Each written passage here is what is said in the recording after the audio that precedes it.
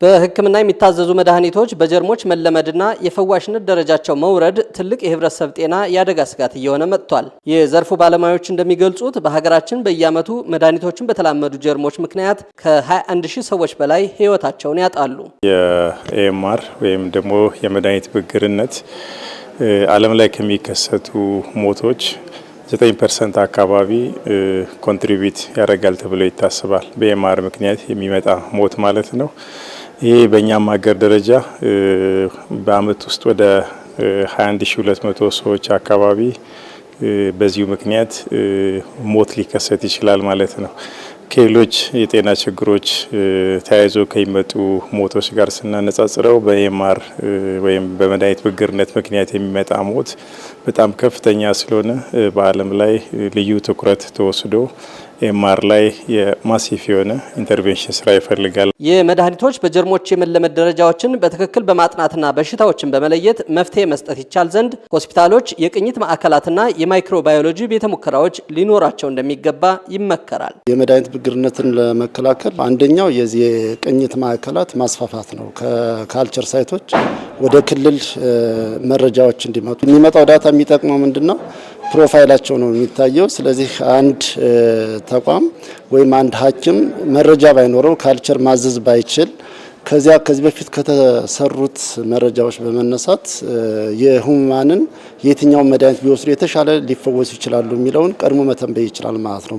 ስለዚህ በዚህ መልኩ የማይክሮባዮሎጂ ላቦራቶሪዎችን ማሻሻል፣ ማደራጀት፣ ፋሲሊቲያቸውን ማሟላት በጣም ትልቅ ጥቅም አለው። የኢትዮጵያ ህብረተሰብ ጤና ኢንስቲትዩት የጀርሞችና የመድኃኒቶችን የመላመድ ደረጃ አውቆ ሕክምና ለመስጠትና ፈዋሽ መድኃኒቶችን ለታካሚዎች ማዘዝ እንዲቻል ከመሰረታዊ እስከ ተሟላ የማይክሮባዮሎጂ ቤተ ሙከራ በክልሎች በሚገኙ ሆስፒታሎች ለማስፋፋት እየሰራ ይገኛል። ከቤዚክ ወይም መሰረታዊ ከምንላቸው የላቦራቶሪ አገልግሎቶች ጨምሮ እስከ አድቫንስድ የሞለኪላር ላቦራቶሪ የማስፋፋት ስራዎች እየተሰሩ ነው ያሉት። ላቦራቶሪ መሰረት ያላረገ የመድኃኒት የማዘዝ ወይም ፕሪስክራይብ የማድረግ አንዱ ትልቁ ተጽዕኖ ነው ተብሎ ይታሰባል። በዚህ አንጻር በክልል ውስጥ ባለፈው 1 ዓመት ጊዜ ውስጥ በጣም በርካታ የፖይንት ኦፍ ኬር የላቦራቶሪ የኤክስፓንሽን ስራዎች ተሰርተዋል።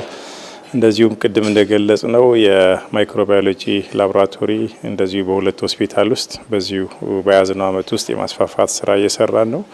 በተጨማሪም የሞለኪላር ላቦራቶሪ በመተማ እንደዚህ ክልል ውስጥ ባለ ሆስፒታል የማስፋፋት ስራዎች የተሰሩ ነው ማለት ነው። የጸረ ተህዋሲያን መድኃኒቶች በጀርሞች መለመድ የሚያስከትለውን የህብረተሰብ ጤና ቀውስ ከወዲሁ ለመከላከል የችግሩን አሳሳቢነት መገንዘብና የማይክሮባዮሎጂ የቤተ ሙከራ ስርዓቱን እንደ ሀገር ማስፋፋት ያስፈልጋል። መድኃኒትን የተለማመዱ ጀርሞችን ለመከላከል እና ቅኝት ለመስራት እቅድ ለማቀድ እና የሚመጣውን አስፈሪ ሁኔታ ከወዲሁ ለመክታት የሚቻለው መጀመሪያ የላቦራቶሪ ስርዓቱን እንደ ሀገር ስናሻሽል የጤና ድርጅቶቻችን ብቻ ሳይሆን ከጤና ሚኒስቴር ጀምሮ ከኢትዮጵያ ህብረተሰብ ጤና ኢንስቲትዩት እንደ ክልላችን ደግሞ ጤና ቢሮ እና የክልሉ ህብረተሰብ ጤና ኢንስቲትዩት በዋናነት ትኩረት አድርገው ከዚህ ርዕሰ ጉዳይ ላይ በደንብ ጠንክረው ሲሰሩ ብቻ ነው